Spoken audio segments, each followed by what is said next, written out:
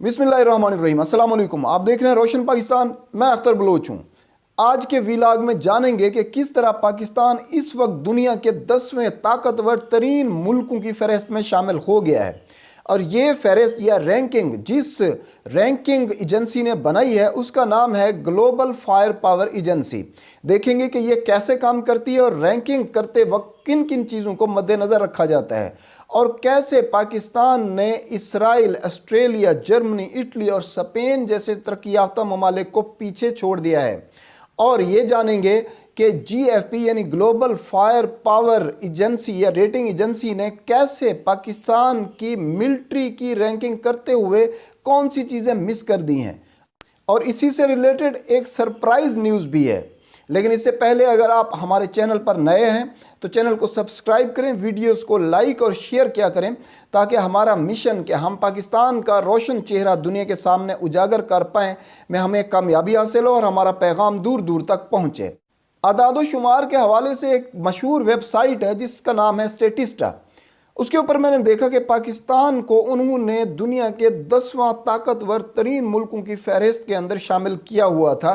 फिर एक इंडियन अखबार मेरी नज़र से गुजरा तो वहाँ मैंने देखा तो उन्होंने उस पाकिस्तान को 11वें नंबर पे रखा हुआ था। यानी कोई ना कोई शरारत करनी ज़रूर है, छोटी मोटी जो भी उनके इख्तियार में है। मैं ये नहीं कहता कि सारे के सारे इंडियन जो हैं वो इसी तरह के हैं या शरारती हैं, क्योंकि वहाँ हमारे अच्छे खासी मुसलमान भाइयों को भी आबादी है, सिखों की भी है जो कि बहुत ही अच्छे लोग हैं, और इसके अलावा हिंदू भी सारे के सारे इस तरह के शिद्दत पसंद नहीं हैं। चंद एक हैं जो कि तकरीबन मेरे ख्याल में तमाम मुल्कों में होती हैं। इसलिए इस टॉपिक को छोड़ते हैं, आगे चलते हैं।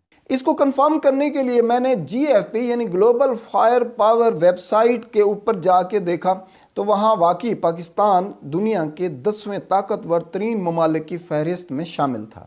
GFP यानी global fire power rating agency एक इंडिपेंडेंट एजेंसी खुद को कहती है और ये 2005 से काम कर रही है। इसके बहुत सारे काम हैं जिनमें से मशहूर तो यही आपने 2021 के अंदर GFP इंडेक्स जो देखी है जिसमें मुख्तलिफ ममालिक की दर्जा बंदी की जाती है कि उनके अफवाज कितनी ताकतवर हैं।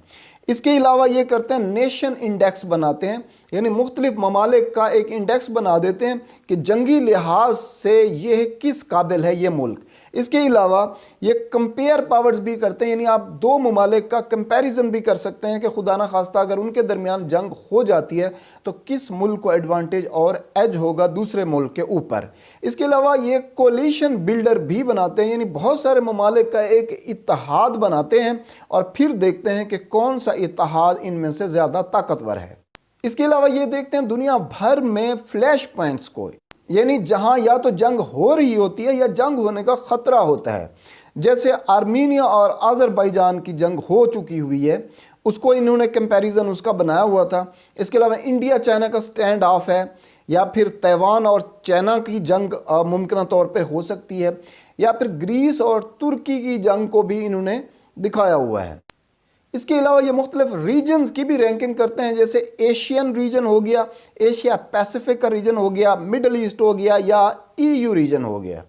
अब आते हैं कि ये रैंकिंग करते किस तरह हैं। तो इनका कहना है कि ये गैर रिवायती हथियार जैसे एटम बम या केमिकल और बायोलॉजिकल वेपन्स या इनर्जी या EMP वेपन्स वगैरह को एक साइड पर रख देते हैं और रिवायती हथियारों से ममालिक की जंग लड़ने की सलाहियत को देखते हैं। यानी हर कौम कितनी सलाहियत रखती है कि वो ज़मीन पर, समंदर में और हवा में जंग कर पाए। रैंकिंग रिजल्ट बनाते हुए ये कुछ और चीज़ों को भी मद्देनज़र रखते हैं, जैसे मैन पावर है, इक्विपमेंट है, फाइनेंस है, उनके कुदरती ज़खायर हैं, जोग्राफिया है, लॉजिस्टिक है। यानी इन चीज़ों के मुतल्लिक वो तकरीबन 50 से ज़्यादा इंडिविजुअल फैक्टर्स को मद्देनज़र रखते हैं। सबसे पहले देखते हैं मैन पावर के मैन पावर क्या है। ये आपकी स्क्रीन के ऊपर चल रहे हैं, ये उन फैक्टर्स को देखते हैं जिनमें से चंद एक मैं आपको बता देता हूँ कि ये टोटल आबादी उस मुल्क की कितनी है और आसान अल्फाज में कि उनमें से कितने अफराद जंग लड़ने के काबिल हैं। इसके अलावा वो देखते हैं इक्विपमेंट यानी सामान जंग, तो उनमें भी बहुत सारी चीज़ें हैं जो आप देख सकते हैं अपनी स्क्रीन के ऊपर। तो इनमें से जैसे जंगी जहाज़ हैं, बहरी जहाज़ हैं, टैंक्स हैं कि मतलब अच्छे खासे फैक्टर्स जो इक्विपमेंट से भी वो मद्देनज़र रखते हैं। फिर देखते हैं फाइनेंस कि वो मुल्क जो जंग लड़ रहा है वो फाइनेंशियली कितना ताकतवर है और उसका डिफेंस बजट कितना है, उसका बैरूनी कर्जा कितना है और उसके पास फॉरेन रिजर्व्स कितने हैं। इसके अलावा लॉजिस्टिक्स देखते हैं, यानी जंग लड़ने के लिए जो इंफ्रास्ट्रक्चर, सपोर्टिव इंफ्रास्ट्रक्चर चाहिए होता है, वो उनके पास कितना है, यानी उनके पास एयरपोर्ट्स कितने हैं, उनके पास बंदरगाहें कितनी हैं, उनके पास रेलवे का निज़ाम कितना लंबा है, यानी रेलवे ट्रैक कितना लंबा है, रोड कवरेज उनके पास कितनी है, वगैरह वगैरह। इसके अलावा वो देखते हैं नेचुरल रिसोर्सेज, यानी उस मुल्क के पास प्रूवन ऑयल रिसोर्सेज कितने हैं, वो कितना तेल निकालता है और कितना तेल इस्तेमाल करता है, ये सब चीज़ें देखते हैं। और जोग्राफिया में देखा जाता है कि उसका ज़मीनी बॉर्डर कितना लंबा है और उसकी सैली पट्टी कितनी लंबी है और उसकी कवरेज वो कैसे करते हैं। इन तमाम फैक्टर्स को मिलाकर वो एक पावर इंडेक्स स्कोर तैयार करते हैं और ये आइडियल स्कोर या परफेक्ट पावर इंडेक्स स्कोर जो है वो 0.000 है। यानी ये एक आइडियल है स्कोर जो किसी भी मुल्क के लिए मुमकिन नहीं है कि वो इसको हासिल कर पाए, लेकिन जिसका ये पावर इंडेक्स स्कोर जितना कम होगा उसका मतलब है वो मुल्क उतना ही ज़्यादा ताकतवर होगा। इसके अलावा ये ममालिक की रैंकिंग जब करते हैं तो वहाँ कुछ एरोज लगे होते हैं, कुछ अपवर्ड्स होते हैं, कुछ डाउनवर्ड्स होते हैं, कुछ डबल हेडेड एरोज होते हैं। तो वो मैं आपको समझा देता हूँ।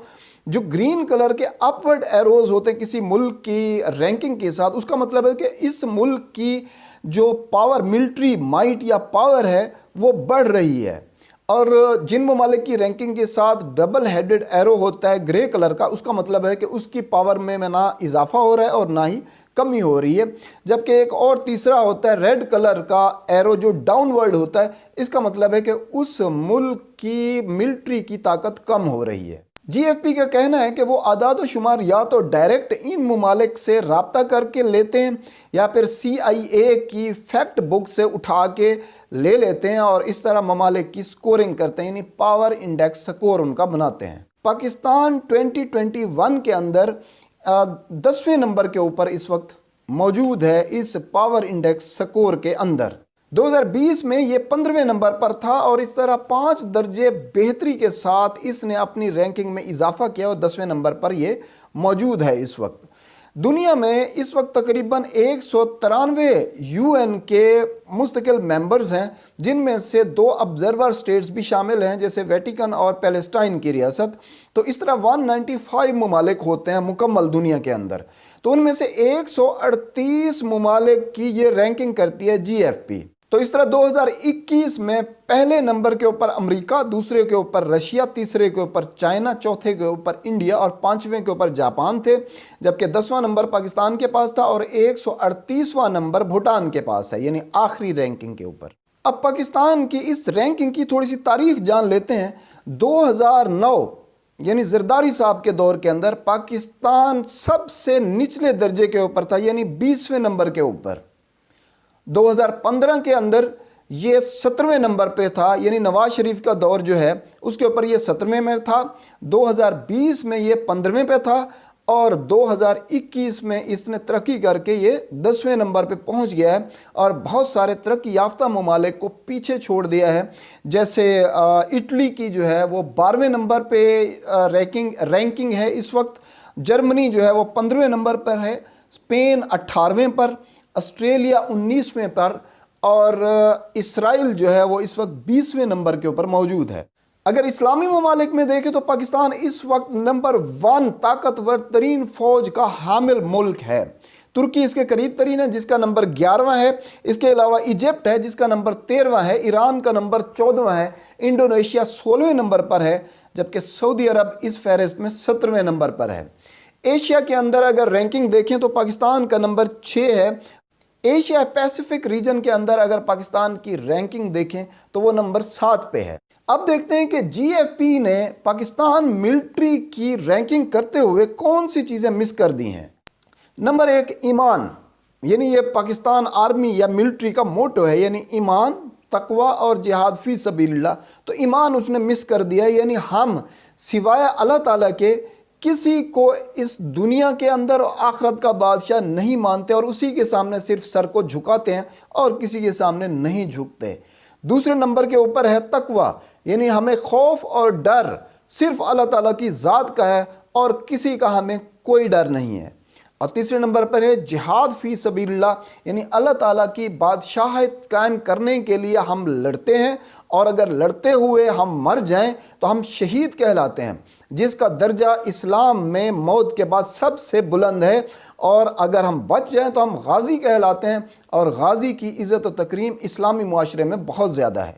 مال حرب اور جنگی ساز و سامان کا ہونا بھی ضروری ہے، لیکن اصل چیز ہے جذبہ شہادت، جو کہ سوائے مسلمانوں کا کسی اور قوم میں آپ کو نہیں ملے گا۔ تو ڈیئر جی ایف پی، آپ نے یہ تین چیزیں یعنی ایمان، تقوی اور جہاد مس کر دی ہیں جب آپ نے پاکستان ملٹری کی رینکنگ کی ہے۔ جب آپ کو سمجھ نہیں آنی یہ چیزیں تو آپ کیسے ان کو کاؤنٹ کرتے ہیں؟ اب آتے ہیں سرپرائز نیوز کی طرف۔ آپ کو پتہ ہے کہ ایک ایسا وقت بھی آیا تھا جب پاکستان دنیا کا چوتھا طاقتور ترین ملک قرار پایا تھا۔ جی ہاں، انڈیا سے بھی رینکنگ میں ایک درجے آگے، یعنی انڈیا اس وقت 5ویں نمبر پر تھا۔ کیا آپ یہ جانتے تھے خبر؟ نہیں نا؟ تو آج کے لیے اتنا ہی۔ اللہ تعالیٰ سے دعا ہے کہ وہ پاکستان کے اوپر اپنا فضل و کرم اسی طرح جاری و ساری رکھے، اور ہم اسی طرح طاقتور اور ترقی یافتہ ملک بن کے ابھریں۔ سو اپنا خیال رکھیے گا، اور دوسرے روشن پاکستانیوں کا بھی، اور ہاں اس چینل کا بھی۔ اللہ حافظ۔ پاک فوج زندہ باد، پاکستان پائندہ باد۔